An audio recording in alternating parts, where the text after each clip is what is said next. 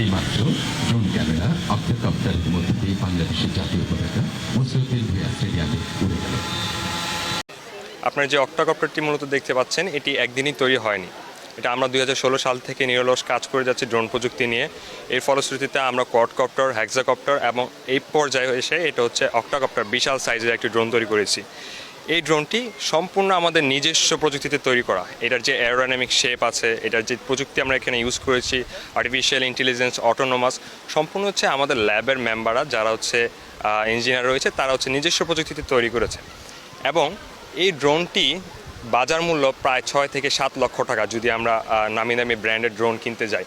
কিন্তু এই ক্ষেত্রে আমরা 1,80,000 টাকা খরচ করে নিজস্ব দেশে নিজস্ব প্রযুক্তিতে তৈরি করে ফেলেছি এই ড্রোনটিতে। এবং আমি বিশ্বাস করি যদি সরকারিভাবে সহযোগিতা বা আমাদেরকে সাপোর্ট দেওয়া হয়, তাহলে বাংলাদেশ ড্রোন প্রযুক্তিতে অনেক ধাপ এগিয়ে যাবে। আমাদের হচ্ছে একটি একটি টিম রয়েছে যারা নিরলস পরিশ্রমের মাধ্যমে এমন একটি অক্টোকপ্টার তৈরি করি যেটি একটি মাল্টিপারপাস ড্রোন।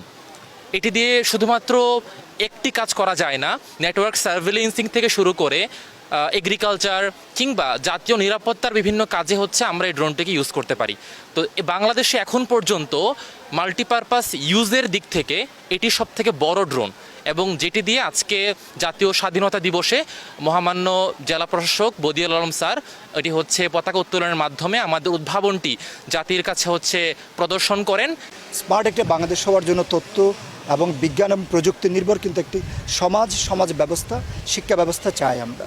সেজন্য জেলা প্রশাসন নরসিংদী আমাদের এই বিজ্ঞান মনস্ক কাজের জন্য এবং তথ্য প্রযুক্তিকে কাজে লাগিয়ে যারা বিভিন্ন ধরনের উদ্ভাবনী কর্মকাণ্ড করছেন তাদেরকে প্রমোট করে যাচ্ছেন।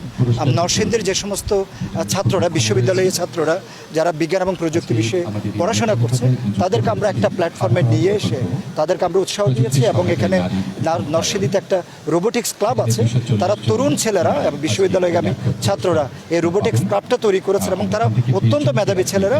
তারা এই লেটেস্ট প্রযুক্তির এই ড্রোন, যেটাকে আমরা বলছি অক্টোকপ্টার, যেহেতু 8 পাওয়ালা, এই অক্টোকপ্টারটা তৈরি করেছেন এবং তারা মূলত এটা নিয়ে এগিয়ে আসছেন। জেলা প্রশাসন নরসিংদী তাদেরকে পৃষ্ঠপোষকতা দিয়ে যাচ্ছে।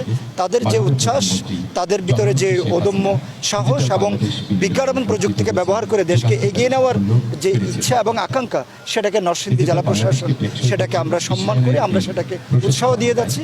এবং তাদের মাধ্যমে নরসিংদীর কৃতি সন্তানরা এই চমৎকার অক্টোকপ্টারটি তৈরি করেছেন।